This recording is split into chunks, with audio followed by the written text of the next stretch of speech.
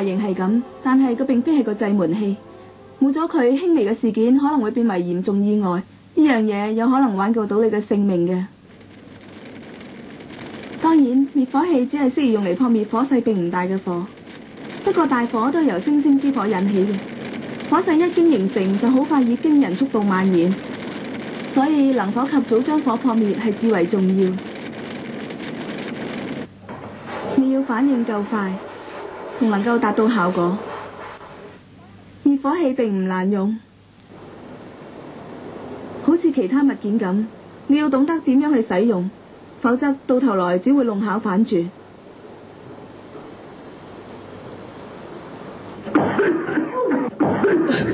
哎呀，點解會咁㗎？火燭咁點算啊？哎呀，搵滅火筒啦！滅火筒啊？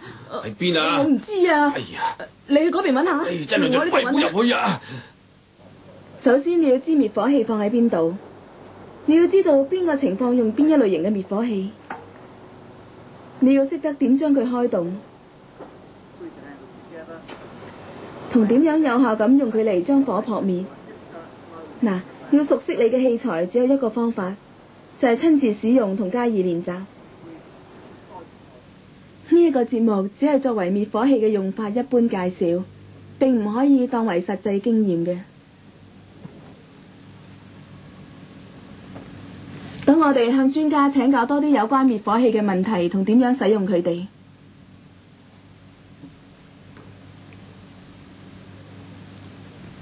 迪夫你好，迪比你好嘛？我都知佢哋並唔係因為要襯翻啲裝修而用唔同嘅顏色，但係我就唔知呢啲顏色號碼嘅用途，你可唔可以解釋佢哋嘅分別俾我聽？好簡單啫，滅火器嘅顏色或者標籤可以俾你知道滅火器入邊有乜嘢，每個滅火器入邊都有不同嘅物質、不同嘅功用嘅。至於使用邊一種呢，就視乎你撲滅係邊一種火。但係火就係火咯。某一程度嚟講就係，但係所燃燒嘅物質係有唔同嘅特性嘅，所以要對症下藥。等我解釋俾你聽。有以下3樣嘢先至有火嘅，就係燃料，即係指所燃燒嘅物件、熱力同埋空氣中嘅氧氣。缺少任何一樣嘢，無論係邊一種火都好，都唔會再燃燒噶啦。斷絕空氣中嘅供應，例如將蓋合上，用一張滅火氈，用粉末或者泡沫，你都可以將火撲滅。所以要將門窗關上，藉此將空氣隔絕。但係大多數人都諗住以水嚟滅火嘅，水係藉住將熱力下降嚟滅火嘅。大部分嘅固體材料嘅火都適合用水嚟撲滅嘅，例如木啦、紙啦、纖維啦同埋家私之類。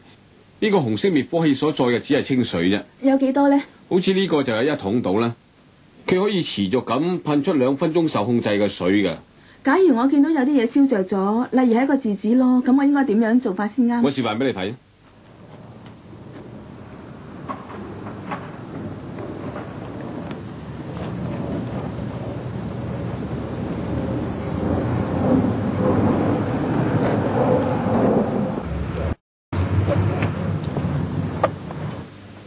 嗱，首先你要響起警鐘，喺你未做任何事之前，要通知消防局。你所企嘅位置同火嘅地點係好重要嘅，要確保你同埋火之間冇阻隔，同時要能夠安然撤退。咁即係話要能夠去到火嗰度，同時又能夠離開咯。冇錯啦，如果喺戶外，要企喺背風嗰一邊，咁先至會避開啲煙。你都知咧，熱力同埋煙都向上升，所以無論你喺邊，都要踎低同埋接近嗰堆火。所有嘅滅火器都係容易操作嘅，喺外邊有清楚指示嘅，你可以見到嘅，唔使怕啲滅火器嘅。使用嘅時候只要除去鎖針同埋緊握把手就得啦。咁啊？冇錯啦，唔好揸住條喉啊，要揸近噴嘴，先至可以準確咁引導啲水嘅方向嘅。咁啱未啊？係啦。嗱，將啲水射向最近你嘅火嘅邊緣底部，繼續向火堆嘅旁邊噴射。好，嗱，慢慢射遠啲，射向遠啲嘅邊緣，向上擴散嘅火咧，就應該攻擊佢最低點。嗱，跟住向上，仍然係喺旁邊噴射。好啦，好極啊，得咗，都唔差。唔差，但係你仲未識噃。點解啊？嗱，你睇下呢度，同埋呢度，呢度仍然喺度燻燒緊，有可能仲會冒出火嘅，咁啊前功盡廢啦。當你將主要嘅火勢撲滅之後，你要確保處理埋所有有熱嘅地方。冇錯啦。一直都唔錯啊。紅色嘅滅火器裝嘅係水，適合用嚟對付大部分燃燒嘅固體。我要企喺一處喺必要時可以安全離開嘅地方，同踎低身嚟接近啲火。要將水射向最近你嘅火焰嘅底部，然後從旁邊一直射去遠處。仲要射啲熱嘅地方。有啲火如果用水去對付嘅話，就會鑄成大錯。如果你嘗試用水去撲滅一啲燃燒嘅液體嘅話呢，你只會將啲火擴散或者增加火勢。如果因電而引起嘅火，或喺有電嘅地方嚟用水嘅話呢，你不單止會令火勢惡化，而且仲會令你自己有觸電而死嘅危險添。用水不單止係冇用，而且會構成危險嘅情況之下，啲火應該點樣對付先啱呢？等我哋逐一討論啦。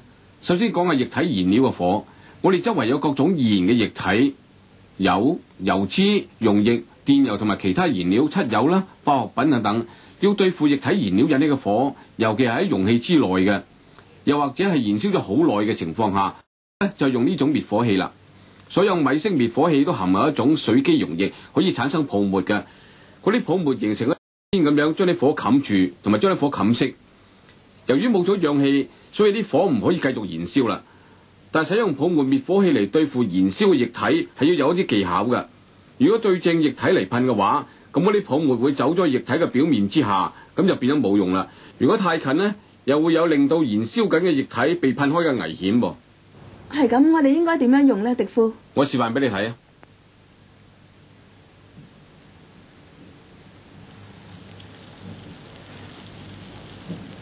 如果啲液體喺容器之內，咁你就要對正容器內邊遠處嚟噴射，或者對正垂直表面嘅連接之處。你試下。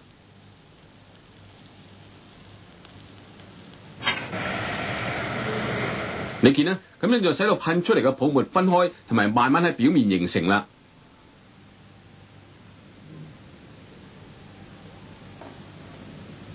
如果你唔可以接近啲火，又或者啲液體已經彈開咗，咁你就要企開啲啦。好似咁嘅泡沫滅火器係可以噴射大到6米嘅，亦都係20尺咁遠。你試下。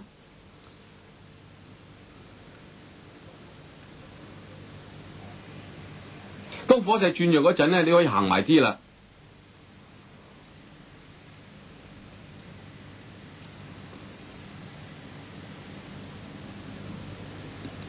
等我總結一下，泡沫滅火器係最適宜用嚟撲滅燃燒嘅液體，尤其係燒咗好耐嘅添。冇錯啦。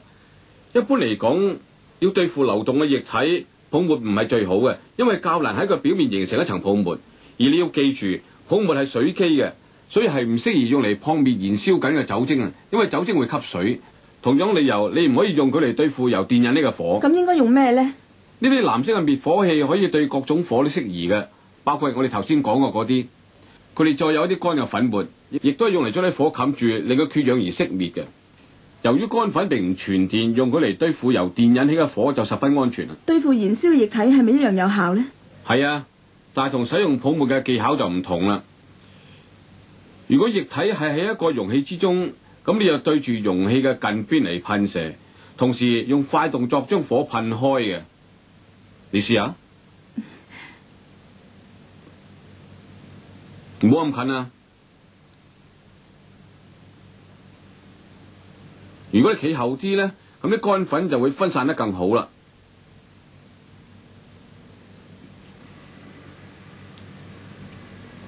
而家你可以企埋啲啦。將噴嘴對住容器嘅近邊，冇錯啦。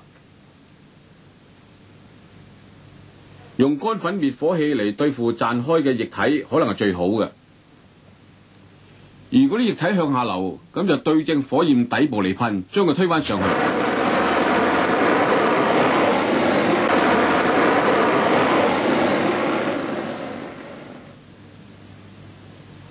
咁對於因電引起嘅火又點呢？要用咩技巧至啱？如果你遇到因電引起嘅火，或者接近電線或者電器嘅話，記住首先要將電流中斷，可能嘅話將噴嘴對正火源。通常以電器嚟講，火源係被包圍喺殼入邊嘅，咁你就要將噴嘴對住嗰啲窿嚟噴啦。當然啦，用氣體滅火器嚟深入被包圍空間係更好。等等啊，喺你未繼續講之前，我要確保我冇搞錯先。可以用粉末嚟噴滅各種嘅火係咪？冇錯。要對住最接近你嘅火焰底部嚟噴，同時要兩邊快速來回咁噴，係咪啊？冇錯啦，呢兩種就最適合用嚟對付任何嘅火啦。雖然佢哋係特別適合用於因電引起嘅火。黑色嘅含有液體二氧化碳，噴出嚟嘅時候就會變成氣體，所以唔好揸住個噴嘴，而係揸住噴嘴嘅底部嚟控制。綠色嘅滅火器含有稀朗，呢啲滅火器嘅作用係噴出一啲不易燃嘅氣體嚟取代嗰啲令火燃燒嘅氣體嘅。呢兩種滅火器嘅氣體係喺高壓下儲藏嘅，所以喺使用嗰陣咧係會好嘈。我明白你嘅意思啦。稀朗同二氧化碳滅火器係同粉末滅火器一樣咁使用，應該對正火嘅邊緣嚟噴，同時快速咁噴去遠處，等啲氣體橫掃啲火。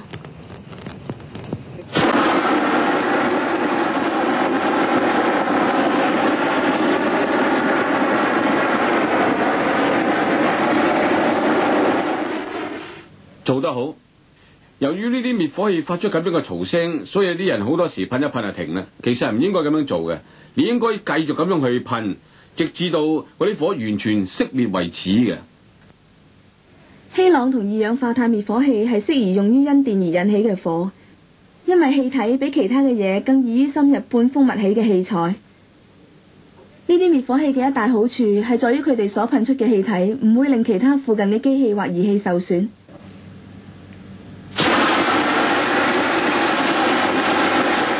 使用呢啲滅火器嘅時候有幾點要記住嘅，大家都見啦，噴出嘅氣體十分強勁，所以會有火勢被擴散嘅危險嘅。好似一啲散嘅紙張啊，或者濺出嘅燃燒液體就會被吹散啦。所以唔好將噴嘴咧太接近啲火嘅。而二氧化碳嗰種咧，係咪黑色嗰啲？冇錯啦。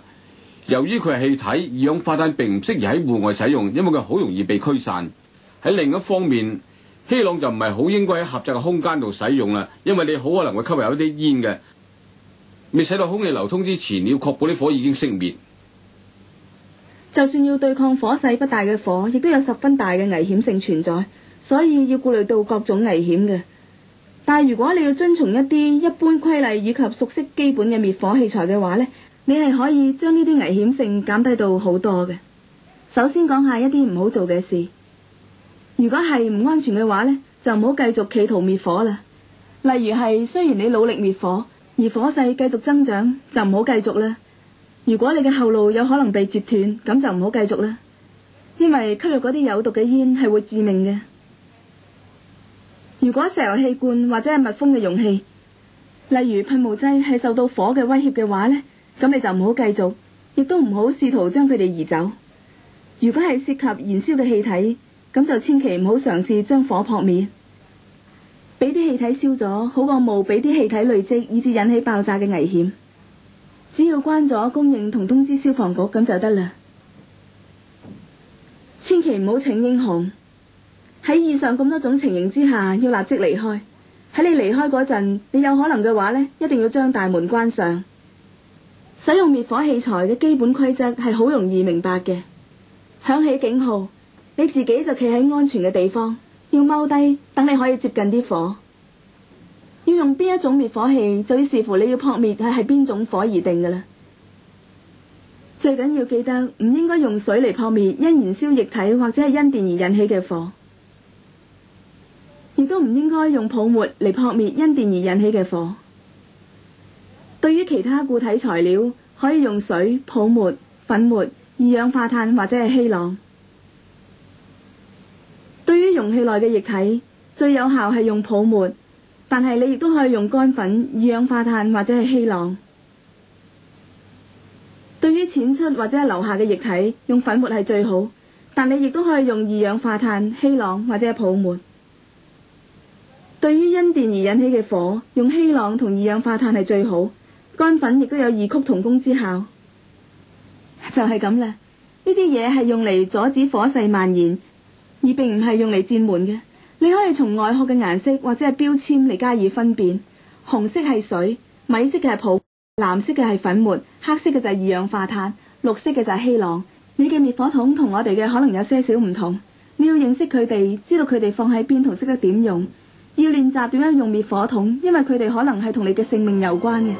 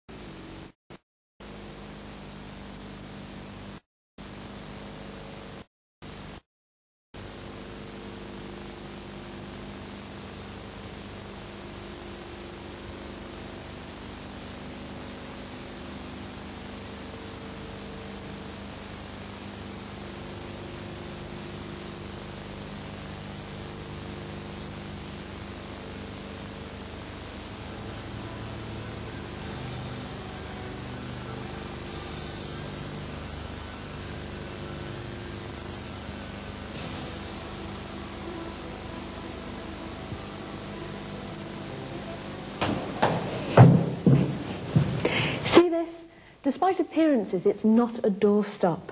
It could make the difference between a minor incident and a major disaster.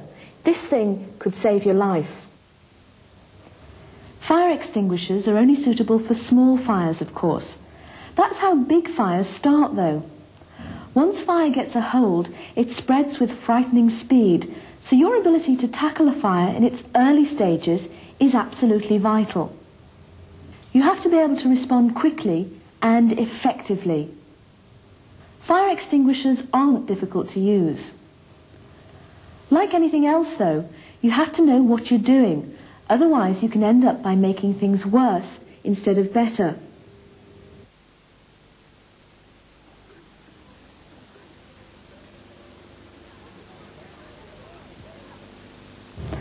First of all, you've got to know where they are, of course.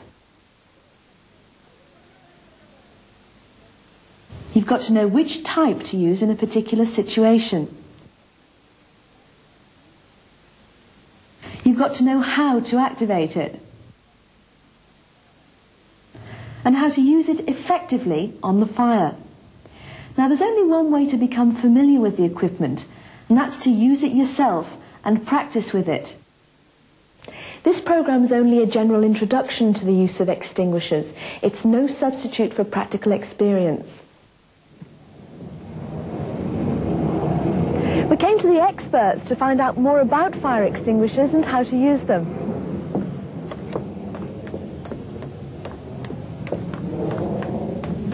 Hello, Dave. Hello, Debbie. Now, I know they don't just make these things in different colours to match the decor, but I've never been exactly sure what the colour coding means.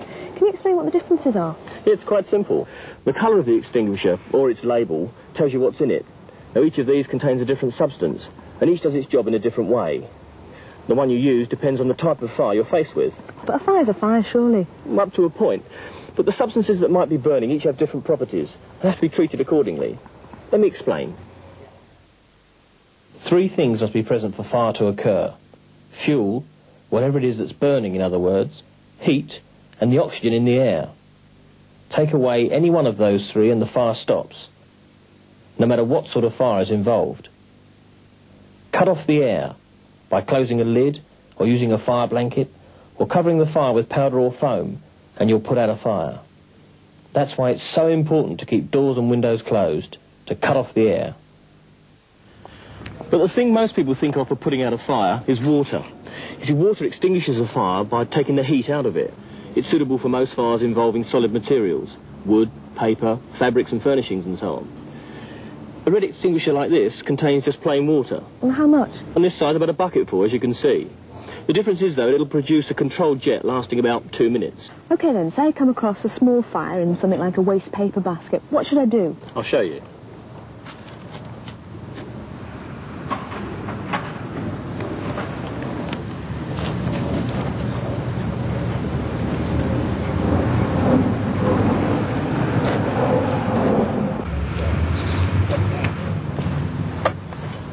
Now, the first thing you must do is sound the alarm.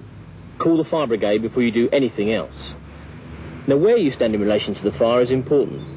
Make sure your access to it is unrestricted, but make sure you can make a safe retreat too. So what you're saying is you've got to be able to reach the fire and the way out. Exactly. And outside, always stand to windward side, so you're well out of the smoke. As you know, heat and smoke rise. So wherever you are, if you crouch down, get closer to the fire. Extinguishers are all designed to be easy to operate. The instructions are written clearly on the outside, as you can see.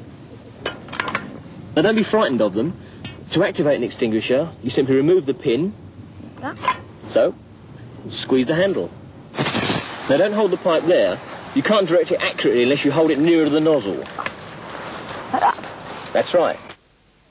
Now direct the jet at the base of the flame, at the edge of the fire nearest you. Keep it moving sideways across the fire area. Good. Now work it gradually away from you, towards the far edge. Now fire spreading vertically should be attacked at its lowest point. Now follow it upwards with the same sort of sideways action. Good. Great, Leo, that wasn't so bad, was it? No, but it's not out yet. What do you mean? Well, look here and here. It's still smouldering and it's liable to burst into flames again. Then you're back where you started. You must make sure that all hot spots are dealt with after you finish with the main fire. That's right. Well, so far so good. Red extinguishers contain water, which is suitable for most solid fires. I've got to stand where I can leave safely if necessary and crouch down to get near the fire. And you've got to direct the jet of water to the base of the flames nearest to you and work from side to side to the far edge. Oh, and the hot spots too. There are some fires, though, where using water would spell disaster. If you attempt to use water on burning liquids, you'll only succeed in spreading or increasing the fire. And if you use water on an electrical fire or anywhere there are live wires, you'll not only worsen the fire, but be in serious danger of electrocuting yourself. So how do you go about tackling these fires then, where using water is not only useless, but positively dangerous? Let's take them one at a time. First of all, liquid fires. Now, we're surrounded by flammable liquids of one sort or another. Oils, fats, solvents, petrol and other fuels, paints, chemicals and so on. The best way to tackle a liquid fire, especially if it's in some sort of container, or if it's been burning for a long time, is to use one of these. Cream-coloured extinguishers all contain a water-based solution which produces a foam. The foam forms into a blanket which spreads across the surface of the burning liquid and smothers it. The fire is put out by being cut off from the oxygen it needs to burn. Using a foam extinguisher on burning liquid requires definite technique, though. If the jet is aimed directly at the liquid, the foam is driven beneath the surface, where it is useless. And if the jet is too close, there is the danger of the force of the jet splashing the burning liquid. So how do you use one of these things then, Dave? I'll show you.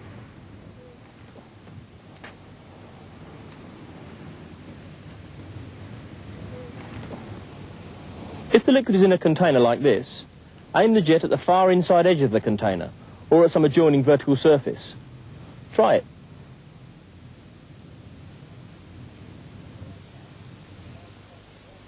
You see, it lets the jet break up and allows the foam to gradually build up, forming over the surface.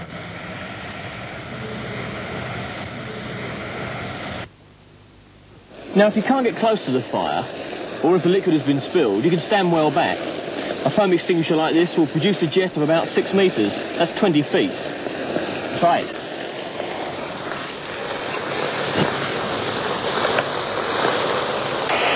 As the fire dies down, you can afford to get closer.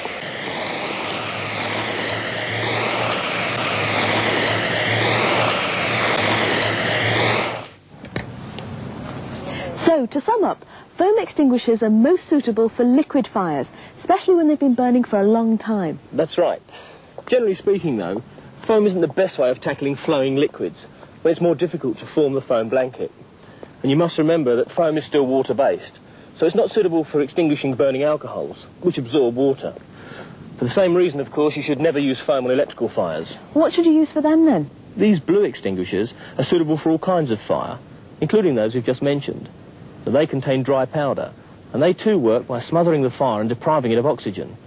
Now, as powder doesn't conduct electricity, these can safely be used on electrical fires. Are they effective for liquid fires too? Yes, they are, but the technique we use is different to that used with foam. If the liquid is in a container, You direct the nozzle at the near side of the container and using a rapid sweeping motion drive the fire away from you. Have a go. But not so close.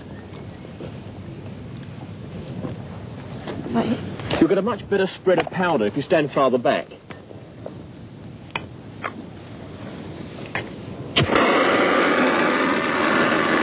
Now you can move in. Keep the nozzle pointing at the near side of the container. That's it. The powder extinguisher is probably the best to use for spilled liquids. If the liquid is falling, direct the jet to the base of the flames and sweep it upwards.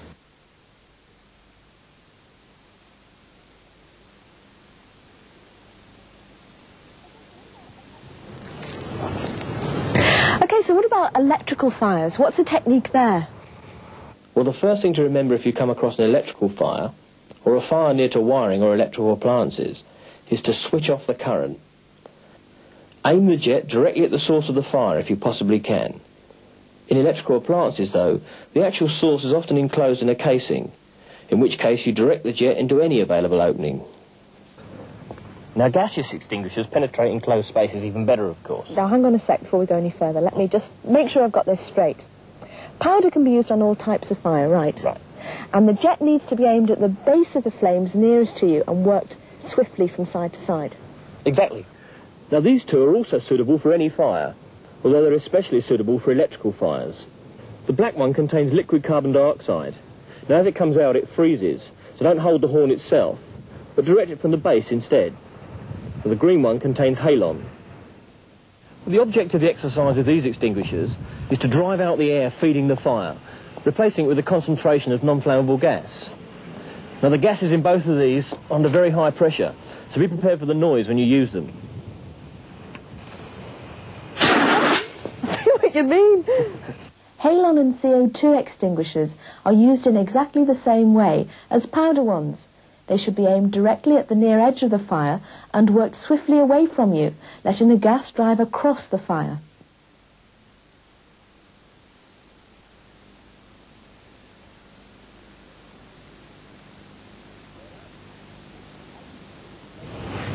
Well done.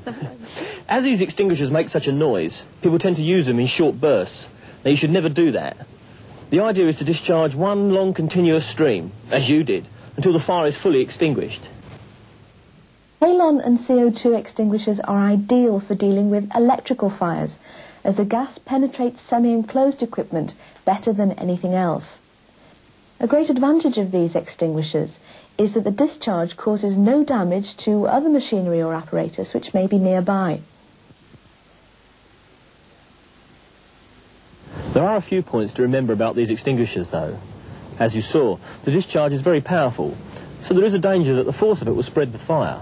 In the case of loose paper, for example, scatter it, or splash burning liquid. So remember not to hold the nozzle too close to the fire. And the carbon dioxide type... Oh, the black ones. Exactly.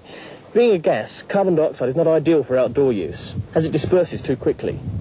Halon, on the other hand, shouldn't really be used in any very confined space, like a small room or a cupboard, where you might inhale the fumes. You must make very sure the fire's properly out before ventilating, though. Fighting even small fires is potentially very dangerous. There are all kinds of hazards to be taken into account, but you can minimise these by following a few general rules and by familiarising yourself with the basic firefighting equipment. First of all, the don'ts. Don't continue to try extinguishing a fire if it's unsafe to do so. For example, if a fire continues to grow despite your efforts. Don't continue if there's a possibility of your escape being cut off.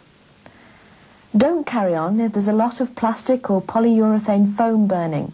The fumes are lethally toxic.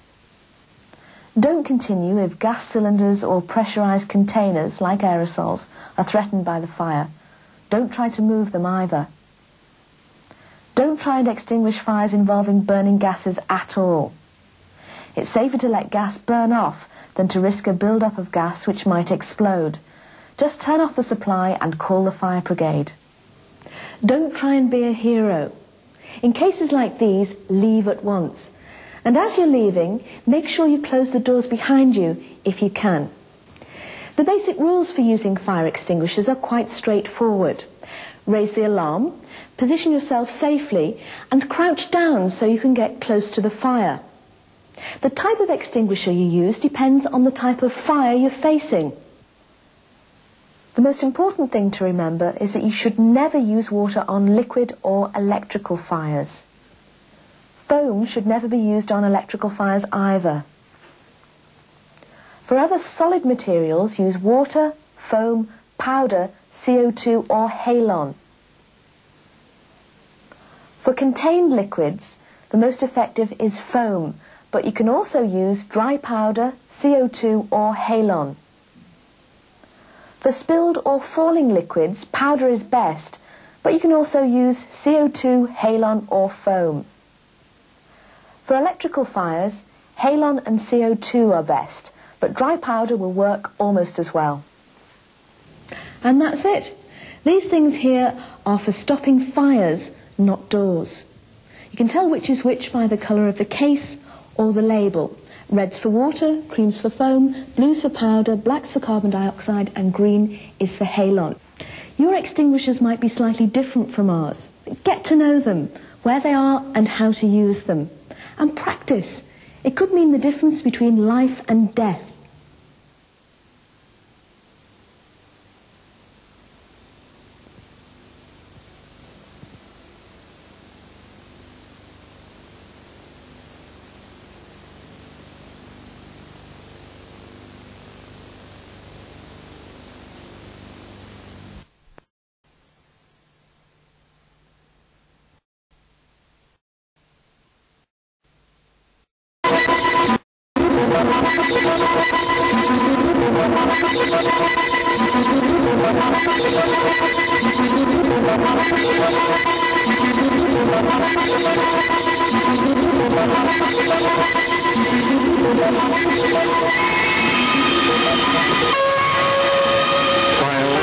The mystic.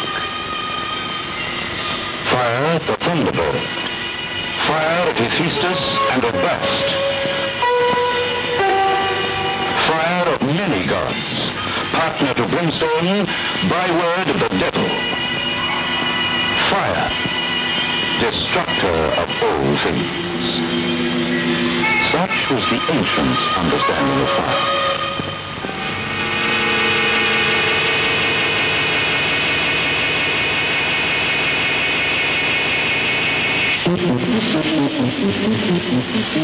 But today, we know all about fire. We realize that its effects are predictable, that it follows well-defined rules, and we put fire to work for us.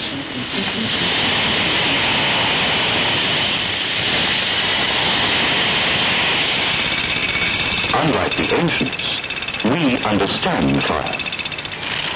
Or do we? Do we really appreciate that fires don't just happen, that they're caused by people?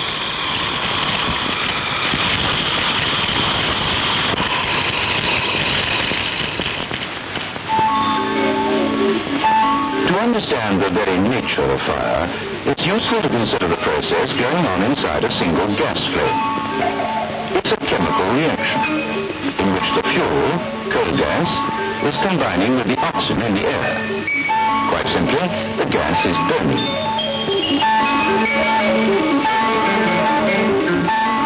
The same reaction is taking place inside this candle flame, although the fuel this time is paraffin wax. But like the gas flame, it burns in the oxygen of the air. Oxygen, which comprises 1/5 of the atmosphere. By cutting off the supply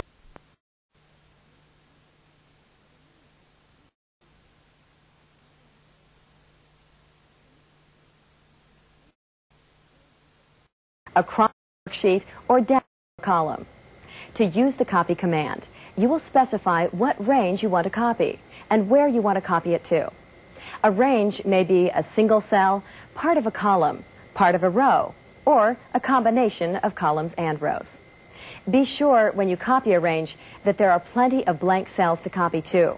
The /copy command will copy over existing data if you don't. to copy a single cell across or down several cells. Move the pointer to the cell you want to copy and press the slash key. Move the pointer to copy. Press Enter. The prompt, "Copy what?" appears on the screen, and the mode indicator changes to point, indicating that you will point to the range. Since you're copying only one cell, press Enter. The prompt, "To where?" appears. Move the pointer to the first cell you want to copy to. Type a period to anchor the cell. 2 periods appear. Move the pointer to the last cell you want to copy to. All the cells into which you are copying are highlighted, and the range is also displayed in the control panel. Press Enter. The cell is copied to the designated cells, and the pointer returns to the original cell. If you want to copy more than one cell in a column or row, move the pointer to the first cell you want to copy and press the slash key. Move the pointer to copy and press Enter. 1, 2, 3 displays the prompt, "Copy what?" Since you're copying more than one cell, move the pointer to the last cell you want to copy. The cells to be copied are highlighted, and press Enter. Move the pointer to the cell you want to begin copying the designated cells to. When you copy a column, you only need to specify the top of the range you're copying to. When you copy a row down, you only need to specify the left side of the range you're copying to, and press Enter. The numbers and formulas are copied across or down the worksheet, and the pointer returns to the original cell.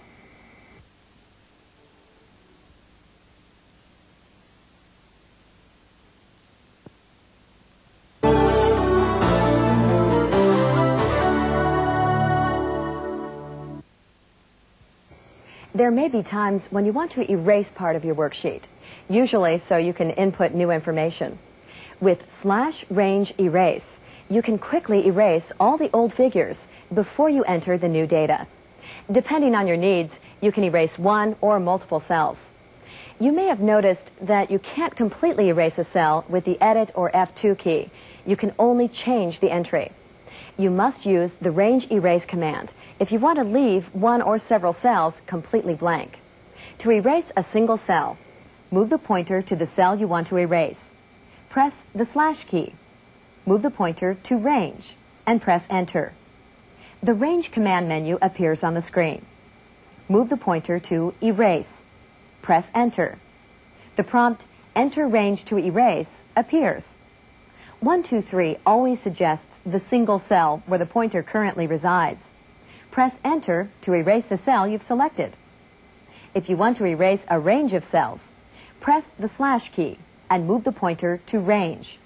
Press Enter and move the pointer to Erase. Press Enter and the Range to Erase prompt appears again. Press Escape. The second half of the range is erased from the prompt. You've just unanchored the range. Move the pointer to the first cell you want to erase. Type a period to anchor the cell. Then move to the last cell you want to erase.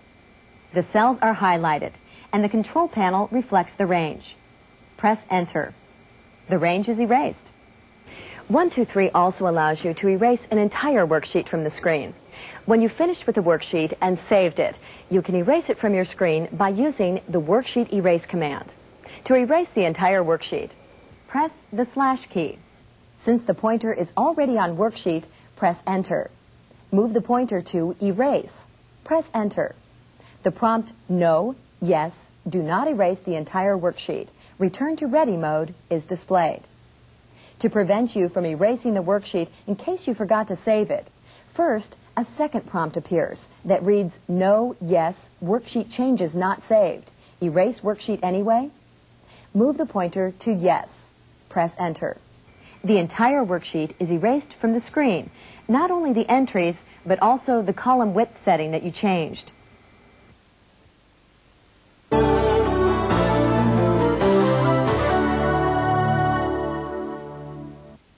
At some point, you may want to share a worksheet with your coworkers or manager. Before you do, though, you will want it to be as clear and straightforward as possible. A few changes will enhance its appearance. Whenever you change the appearance of the cell entries, you are formatting the worksheet. There are a variety of ways to format a worksheet. You can change the appearance of all the cells, with the Worksheet Global Format commands. Or you can change only part of the worksheet using Range Format commands. An important point to remember about formatting is that range commands take precedence over worksheet commands. Once you alter part of the worksheet with a range command, it will not be affected by worksheet commands. Therefore, although you can change your mind and your worksheet several times, it is easier if you plan your changes so that you use Worksheet Global Format commands before you use Range Format commands.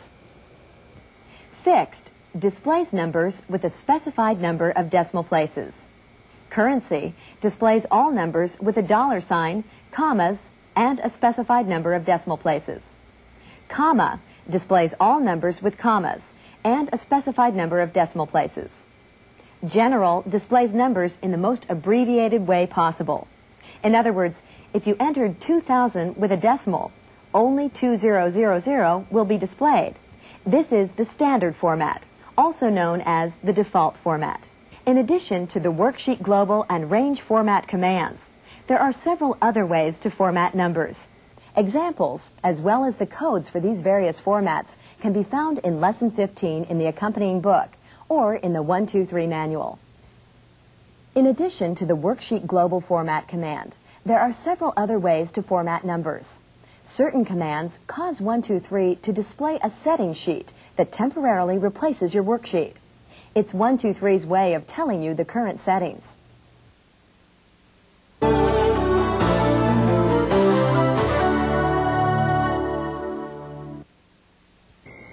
Since many display formats add several characters to each number, namely commas, decimal points and places, and $signs, numbers often grow too large for their column, and thus it becomes necessary to widen all the columns. To widen all the columns, press the slash key. Since the pointer is on Worksheet, press Enter. Since the pointer is on Global, press Enter. Move the pointer to Column Width. Press Enter. The prompt Enter Global Column Width appears. Use the right arrow key to expand the columns and press Enter.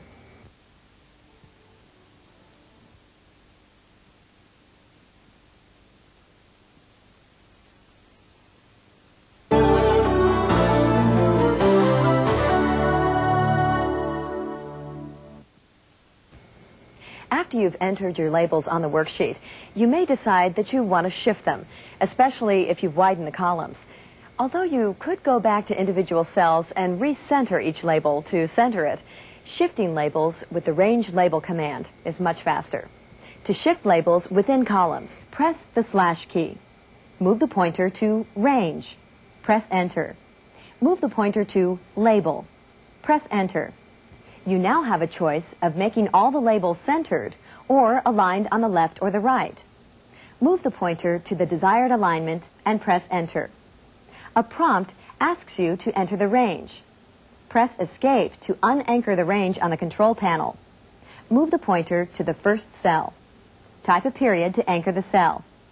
Move the pointer to the last cell. Press Enter.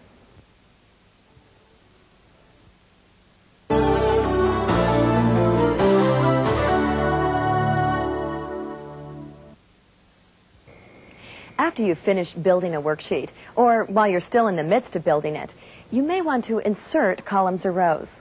Perhaps you need to add figures you neglected to include, or you might want to move a column or row that you've already entered, or set apart a column or row by surrounding it with blank space. You don't simply want to add to the right or bottom of the worksheet. You want to insert columns and rows between columns and rows that already contain information. To insert a blank column, move the pointer to the first cell in the column, directly to the right of where you want the new column inserted. Press the slash key.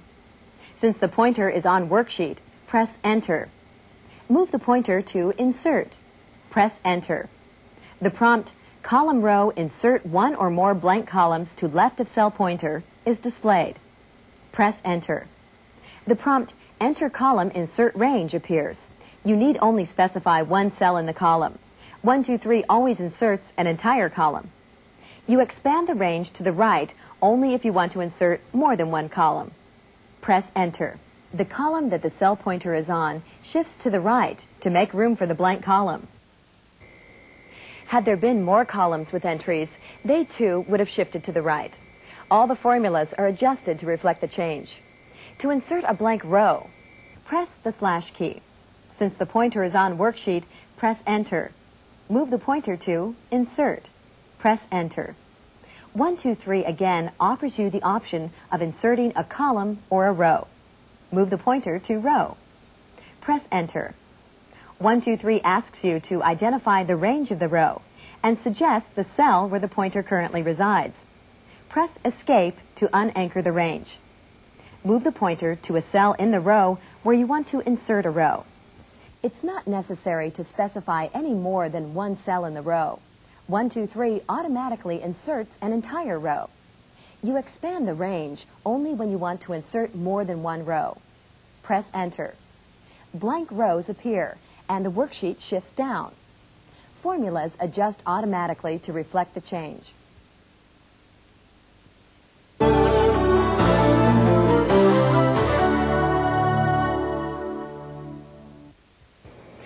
Let's say you need to calculate each revenue item as a percentage of the total revenue. To arrive at the percentages, you need to enter a formula and copy it down through the revenue items, similar to the way you would enter and copy formulas across a worksheet. However, there is one major difference that has to do with the cell addresses being relative or absolute. Here's why.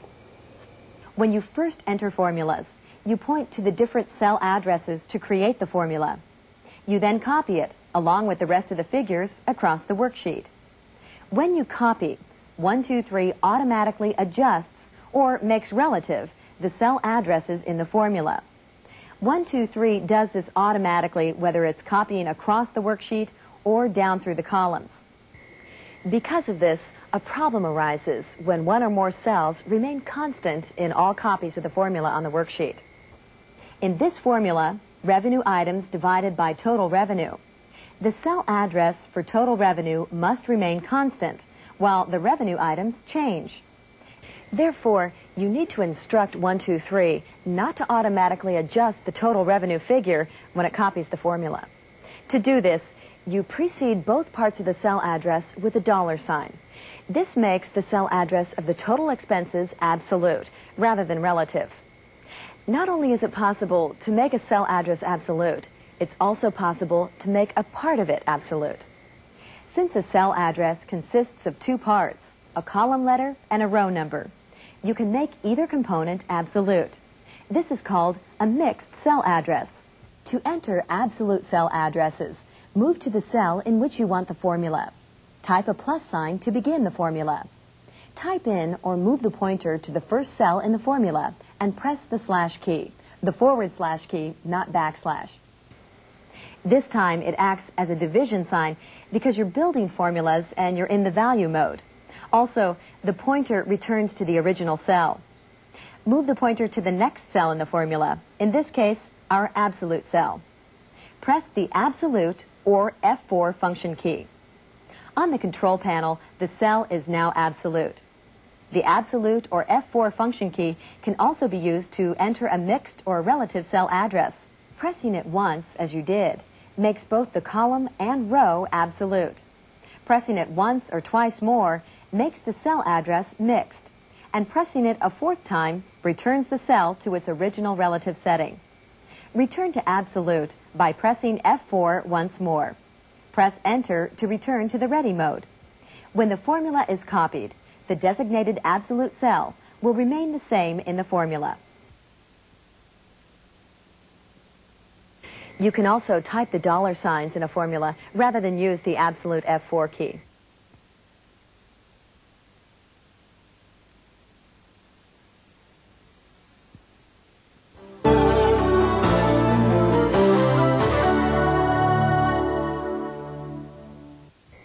There may be times when you want to move a column or row. Move works much like the copy command. You specify a range of cells to move from and another range of cells to move to. You can move a single cell, part of a column, part of a row, or a combination of columns and rows.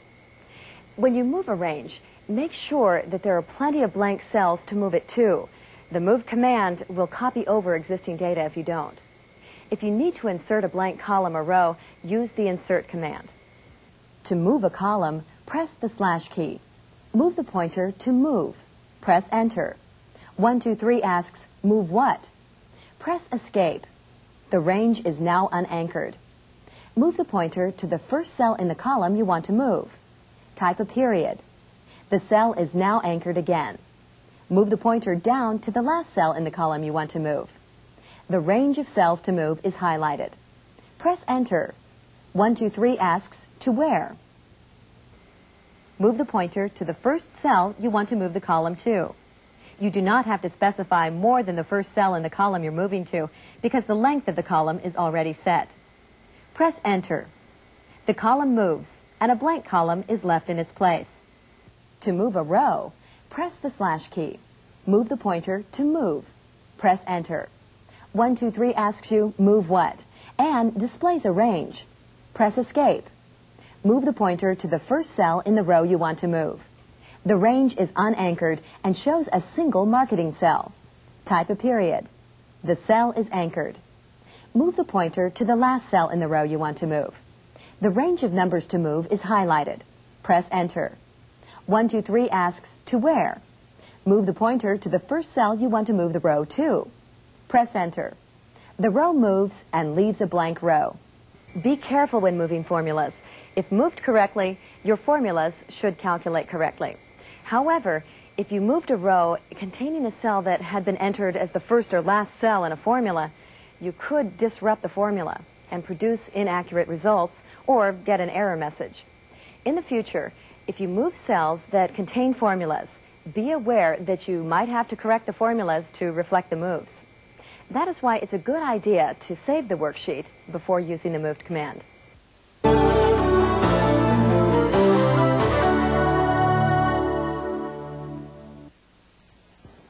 Having moved a column and a row, you are left with a blank column and row on the budget.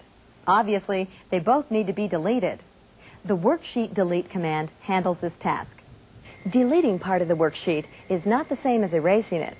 Erasing entries simply leaves the cells blank. Deleting does more.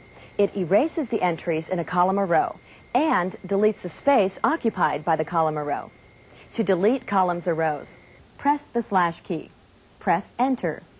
Move the pointer to Delete. Press Enter. You have the choice of deleting columns or rows. Make your selection with the pointer and press Enter. 1, 2, 3 asks you the range to delete. Press Escape. Move the pointer to a cell in the column or row you wish to delete. You need to specify only one cell in the column. Press Enter. The blank column or row disappears from the screen.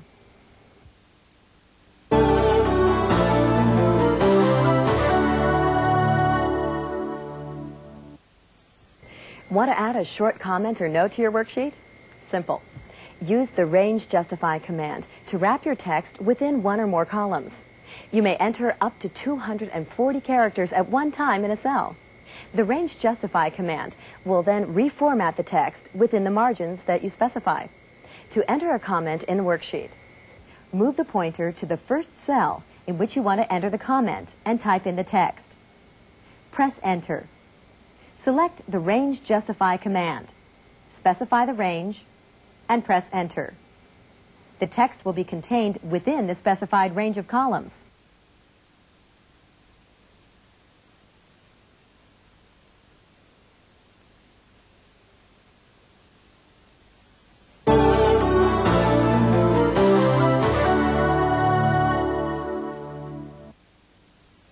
A worksheet can get very large, with most of its columns not visible on the screen. This can be inconvenient, especially if you want to compare figures in a visible area to figures that are not on the screen. Scrolling through the worksheet isn't the solution, since you have to scroll back and forth every time you want to look at a number off the screen. Instead, you can divide the screen in two, horizontally or vertically, with the Worksheet Window command. This way, you can scroll through two areas of the worksheet and analyze distant figures side by side. Move the pointer to a cell in the row where you want to split the screen. Select / Worksheet and then Window. The Window menu appears on the screen. select Horizontal. The screen is divided into two windows. Notice that the column letters are inserted across the middle of the screen. Move the pointer down. Now the pointer moves only in the top window. Press the F6 function key. Notice that the pointer switches windows. Move the pointer down again. Press F6. The pointer switches back to the top window. To return to one window, select the Worksheet Window Clear command. The single window returns to the screen. To split the screen vertically, press Home. Move the pointer to a cell in the column where you want to split the screen. Select Worksheet, Window, and then Vertical. The screen splits vertically. Move the pointer to the right. Only the left window scrolls. Press the Home key. Press the F6 key to move the pointer into the right window. Move the pointer to the right. Only the right window scrolls. To scroll through both windows at the same time, select /Worksheet Window Sync. Move the pointer down. Notice that both windows scroll together, and the labels scroll off the top of the worksheet. When the screen is split horizontally, you can scroll both windows to the left and right. To release the synchronized scrolling, select Worksheet Window Unsync. Move the pointer up or down. Notice that you're scrolling through only one window.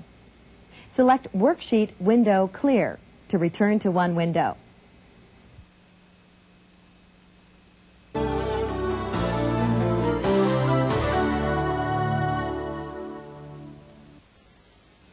Now, let's examine fixing titles so they don't scroll off the worksheet. When you view column H, the labels in column A scroll off the screen.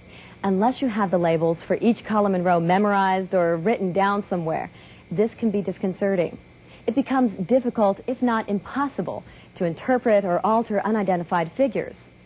The Worksheet Titles command remedies this before or after you split the screen by ensuring that designated columns or rows, called titles, remain on the screen or are fixed, hence the term fixing titles. You can designate more than one column or row as long as it borders the top or left edges of the worksheet. To fix rows across the top, otherwise called horizontal titles, move the pointer to a cell in the row below the titles you want to remain fixed. Press / and select Worksheet Titles and Horizontal. The titles are now fixed. To fix a column on the left or vertical titles, move the pointer to a cell in the column to the right of what you want to remain fixed. Press / and then select Worksheet Titles and Vertical. The vertical titles are now fixed. To fix both rows and columns simultaneously, move the pointer below and to the right of everything that you want to remain fixed. Press / and then select Worksheet Titles and both. Both the vertical and horizontal titles are now fixed. To release fixed rows and columns, press / and select Worksheet Titles and Clear. The titles will disappear off the top of the screen or to the left of the screen.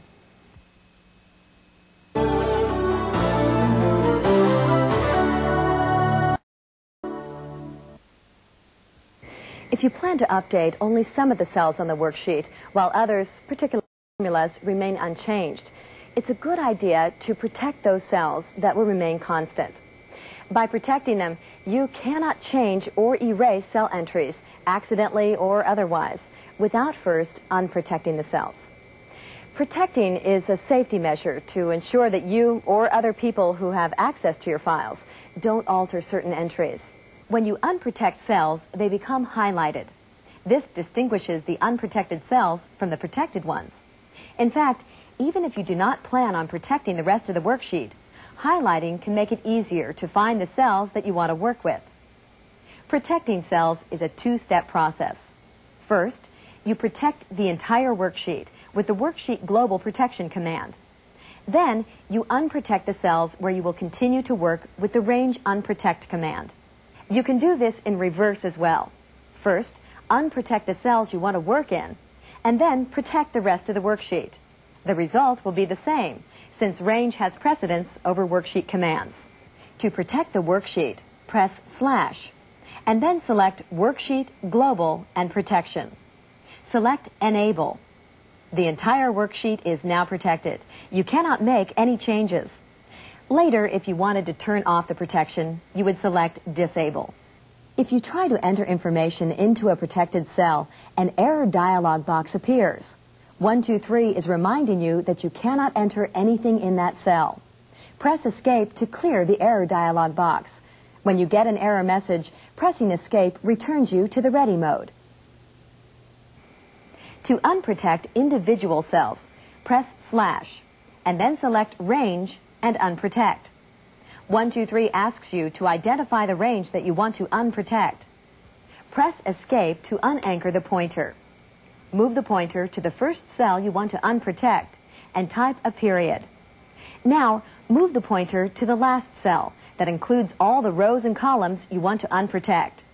Press Enter. Notice that the contents of the unprotected cells are highlighted after you press Enter. You can now disable the global protection, and the unprotected cells will remain highlighted, helping you to locate them quickly.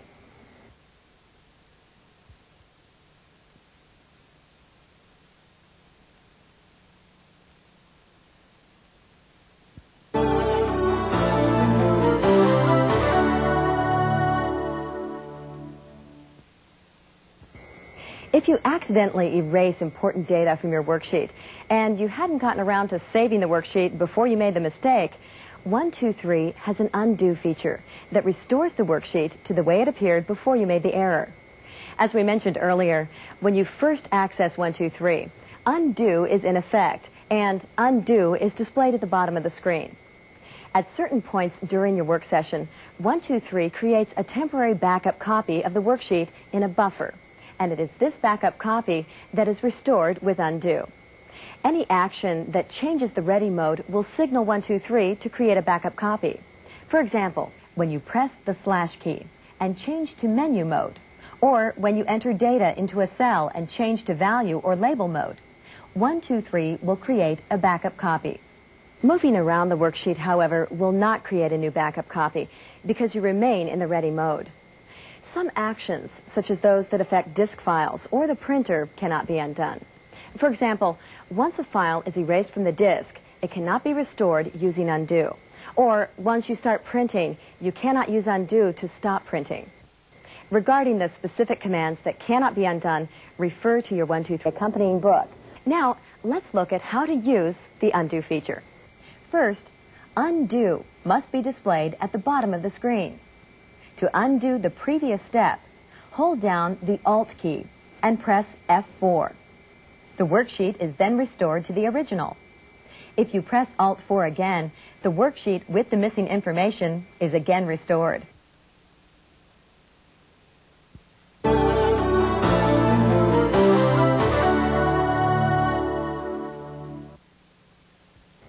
Your worksheet in your computer will be of limited use until it can be shared with others. For this, you'll need a printed copy of your worksheet. The print command enables you to print all or part of the worksheet. In addition, 123 offers a variety of formatting options that transform the worksheet into a fancy report. With printing options, you can add a header or footer, or both, to the worksheet page. Either one might include the report's title, author, date, and page number. You can also fix columns and rows at the top and left of each page of the report, just as you fix titles on the screen, in case the worksheet is so large that parts of it are printed on separate pages. You can also adjust the printout to fit different paper sizes, making the report pages longer or shorter, wider or narrower. You can also vary the size of the characters, their type styles, and the printing shade from light to dark, depending on your printer. 123 prints each page with margins on 4 sides and fits as many columns as it can within the left and right margins. Columns that don't fit are printed on a new page. Since many 123 users will consistently use certain print options, it makes sense to save time by making them permanent. For example, if the majority of your work consists of large budget projections, you will probably want to print as much as you can on wide paper, with a wide printer and with small type. By changing the default settings to suit your needs, you don't have to set these options each time you want to print a worksheet. You can use the Worksheet Global Default command to change these printer default settings. To print your worksheet, turn on and prepare your printer, and save your worksheet. This is always a good idea before you print. Press / and select the Print command. You have 4 choices: Printer, File, Encoded, and Background. Printer sends your work to a printer, while File saves the worksheet on disk as it appears on the screen and without formulas. This enables you to include the worksheet in a document created by a word processing program. Select Printer. The Print menu appears. Range specifies the cells that you want to print. Line advances the paper in the printer a single line. Page advances the paper to the top to the next sheet. Options offers a menu of printing options, such as headers and footers. Clear clears any print settings that you may have set previously. Align tells the printer where the top of the page is once you've aligned the perforated area with the head. Go tells the printer to print, and Quit exits the print menu. You will also see the Print Settings sheet. This displays the current settings for the print commands. Now select Range. 1, 2, 3 asks you to enter the print range and displays the cell where the pointer resides. Type a period. Move the pointer down to the last row and column you want to print. Press Enter. The print menu returns to the control panel. Select Align to tell 1, 2, 3 that the top of the paper is aligned correctly in the printer. Select Go. The worksheet will begin to print. If the worksheet is wider than the screen, it will not fit on the paper using the current print settings. When this happens, the columns that don't fit will be printed at the end on a second page. There are 2 ways to solve this problem: by repeating columns on each page, or by changing the margins. With the extra column printed on the last page, it's difficult to determine which numbers refer to which expenses. To solve this, you can use the Borders command to print column A again on the last page. However, you must not include column A in the print range, or it'll print out twice on the first page. From the Print menu, select Printer, and then the Options command. The Options menu is displayed. Header adds a header title, the date, time, or page to the top of each page. Footer is similar to a header, but prints at the bottom of each page. Margins adjust the space at the top, bottom, left, and right of the page. Borders print specified columns and/or rows on each page.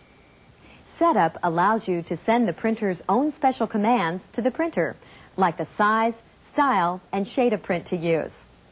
Page length specifies the number of lines per page. Other offers more options, such as printing the worksheet formulas instead of their results. To print specified columns and/or rows on each page, select Borders and then Column or Row, depending on which you want to print. Press Period to anchor the first cell in the column or row. Next, move the pointer to the last cell in the column or row you wish to print. Press Enter and then Escape to exit the Options menu. Using the Range command, change the print range so that it does not include the column border or row. Select Go to print the worksheet. The border column or row should print along with any extra columns or rows on the last page. You can also fix multiple columns if necessary.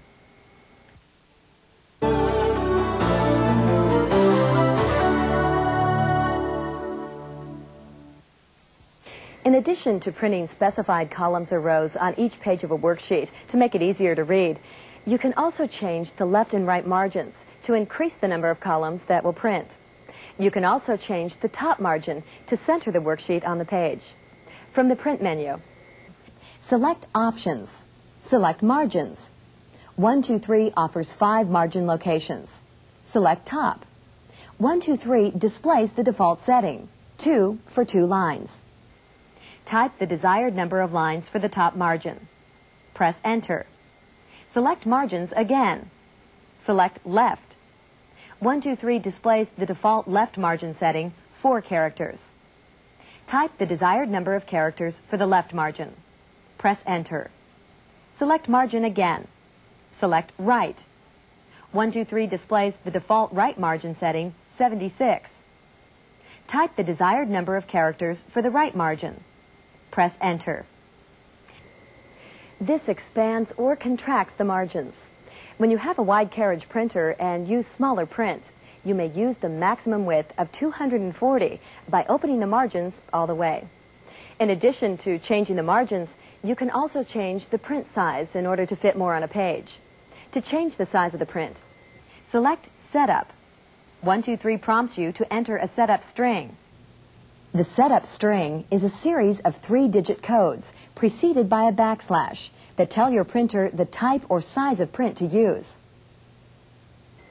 This includes bold, underlined, italicized, and double-spaced print, and different pitches and fonts. To create setup codes, refer to the printer control codes in your printer manual. Then, translate your control characters into 123 setup codes using the 123 setup strings table in the appendix of the 123 manual. Once you've entered the correct string, press Enter. Return to the main print menu by selecting Quit. Then select Go, and 123 prints the new version of the report.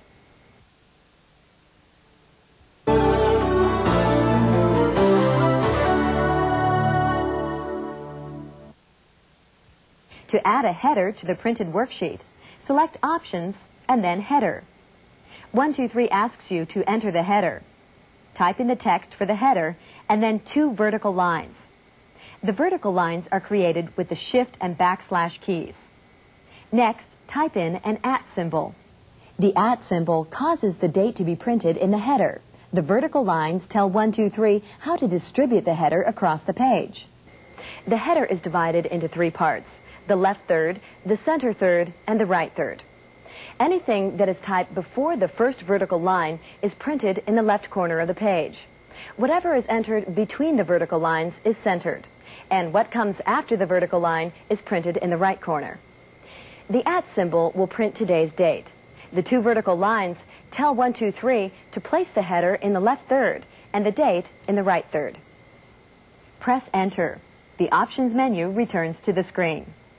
To add a footer, select Footer. 123 prompts you to enter a footer. Type the pipe symbol followed by the pound symbol. This tells 123 to print page numbers in the bottom of each page. Press Enter. The Options menu returns to the screen. Select Quit, then Go to print. Press Page to print the page number in the footer. To print the formulas of a worksheet, select Options and Other. Select Cell Formulas. Press Escape to return to the print menu. Select Go. 123 prints the worksheet with each cell on a separate line. To return the worksheet to its default print settings, in order to print other worksheets, you can clear the print options. Select Clear and then All to clear all print options.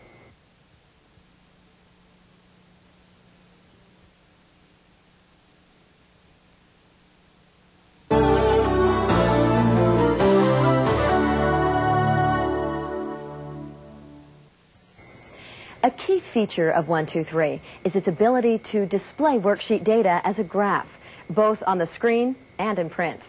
You can choose from a variety of graph types: line, bar, stacked bar, pie chart, XY, and high, low, close, open.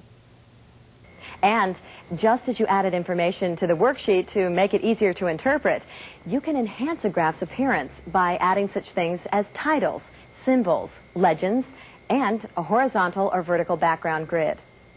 Converting the worksheet to a graph is a simple matter of only a few steps. First, create the type of graph you want. Then, when you can see where labels are needed, add the labels. Press slash and then select Graph. The graph settings sheet will be displayed. This displays all settings for the current graph.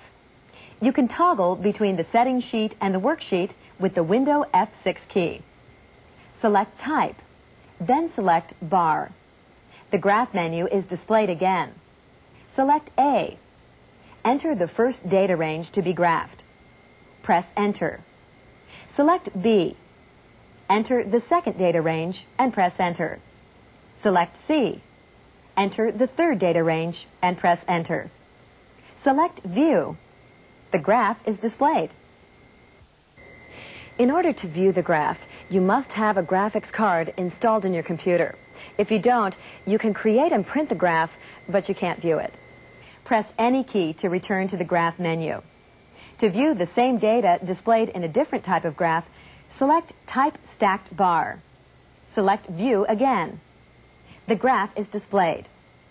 Notice that the scale has changed to include the 3 totals in one bar.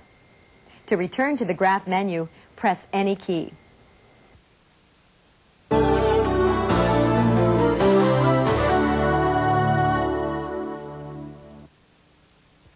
Before you show the graph to anyone, especially if you plan to print it, it's a good idea to add labels.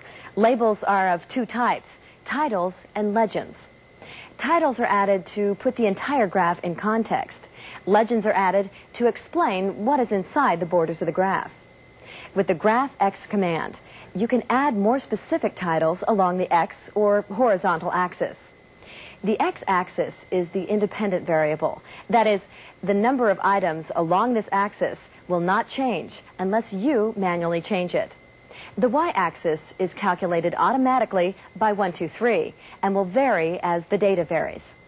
To add legends to the graph, select Graph and then Options. The Graph Options menu appears. Select Legend. The only limitation for a legend is the number of characters, 19. However, because of space limitations, it's a good idea to use fewer than 19 characters. Legend appears at the top left of the screen to show you what is represented by the various bar shadings. Select A. You can enter legends directly from the worksheet by typing a backslash and the cell address. This instructs 1, 2, 3 to use the contents of the cell as the legend. If you change the text in the cell, the legend will change as well. If you want to use a legend that is different than what is on the worksheet, you can type in the text here. Press Enter. The pointer returns to Legend. Select Legend again and repeat the process for the B and C ranges. To add titles, select Titles. You have a choice of giving the graph a 1 or 2 line graph title. As with legends, you can enter titles directly from the worksheet by typing a backslash and the cell address.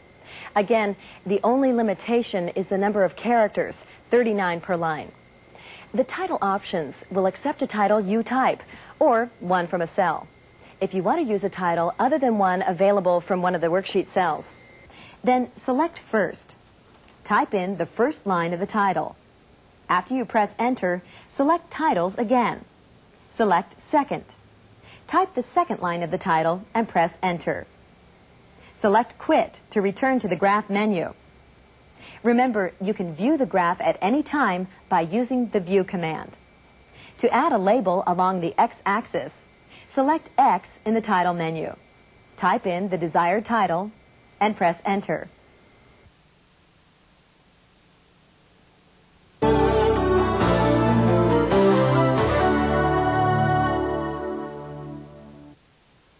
In addition to changing the scale, you can add a background grid to your graph. You have the choice of adding either vertical or horizontal lines, or both. As you'll see, the grid is another way of making interpretation easier. For example, with horizontal lines, it's much simpler to see which bar on a bar graph represents the largest figure, or the smallest. To add a background grid, select Options, Grid, Both. This will add both horizontal and vertical background lines to your graph. Select Quit or press Escape to return to the graph menu. Select View. The graph is now displayed with a background grid.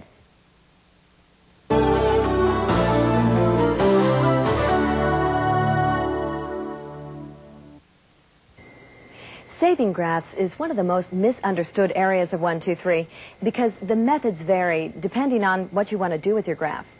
You may want to view only one graph for a worksheet, view multiple graphs per worksheet, or save and print one or more graphs on a printer or plotter. If you want to view a single graph and not print it, you need only the File Save command to save it, the same command you use to save the worksheet itself. The graph settings are saved along with the worksheet, and you can view the graph when you retrieve the worksheet. If you plan to save more than one graph per worksheet, you must use graph name commands to name them so that 123 will save the settings for each one. If you want to print a graph, you must follow several steps. Name the graph if you have more than one. Save a picture of it with the graph save command, and save the settings with the file save command. To name the graph menu should still be on your screen. Select Name and press Enter. 123 displays the graph name menu. Select Create. 123 asks you to enter the name of the graph. When naming a graph, the only limitation is the number of characters, 14. Also, be sure not to use a name that you've already used unless you want that graph replaced by the current graph. Type in the graph name and press Enter. The graph menu returns to the screen. To save the graph for printing, select Save. 123 asks you to select a directory. After selecting a directory, press Escape, and then enter the name of the file and press Enter. The graph file name is saved with the graph extension .pic, whereas a worksheet is saved with the .wk1 extension using File Save. You will not be able to retrieve and work with this graph file. It's a static picture created for the purpose of printing the graph. If you change the graph at all on the screen, you must use Graph Save to save the graph again with the same or a different name in order to reflect the changes when you print it. To create another graph, such as a stacked bar chart, you must change the type, name the graph with a new name so as not to overwrite the original bar chart setting, and then save the graph as a new graph file. Now that you've named graphs, it's easy to switch between them for viewing. In the graph menu, select Name. Select Use. The graph names are listed. Move the pointer to the graph you want displayed and press Enter. The graph is displayed.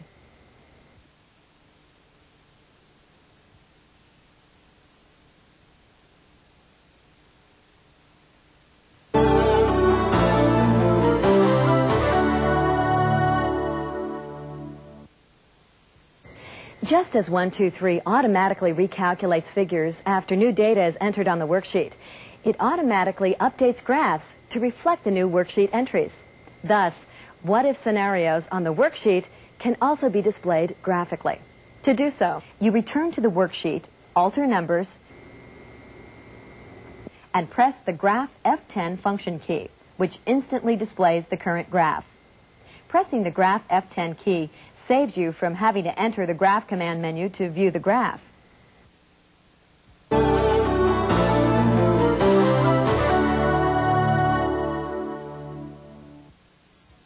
Printing a graph requires several more steps than simply viewing it. Whether you have a hard or floppy disk system, you must leave the worksheet and use a separate 123 program, Print Graph. Floppy disk users will be using a new program disk. To print a graph, be sure that your printer is on and ready. Press / and select Quit. 123 asks you if you're sure you want to quit the current worksheet session. Select Yes. The Lotus Axis menu appears. Select Print Graph.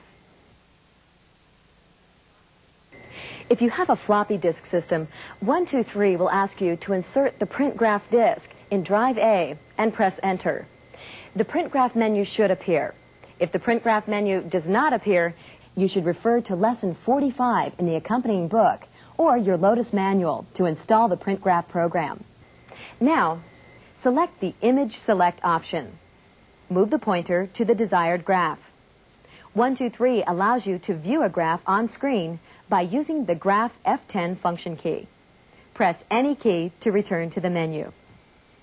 Press the space bar to select the file. A # appears. It is possible to select multiple graphs to print out by placing a # symbol next to them. Press Enter to return to the main Print Graph menu. Be sure that the paper is aligned in your printer and your printer is turned on.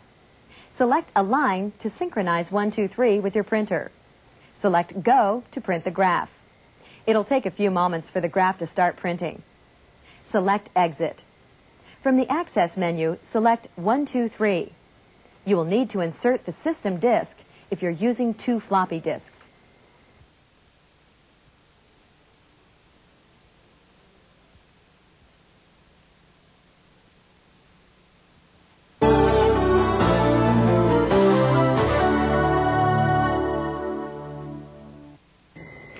Well, that about wraps it up. I hope you found this video useful in learning Lotus 123. If you have any specific questions about any of the features we've covered, you can find more information in the accompanying book. You should also use the accompanying diskette and lesson plan workbook to practice the different features. You'll find them most useful. I'll look forward to helping you learn your next software program. Bye for now.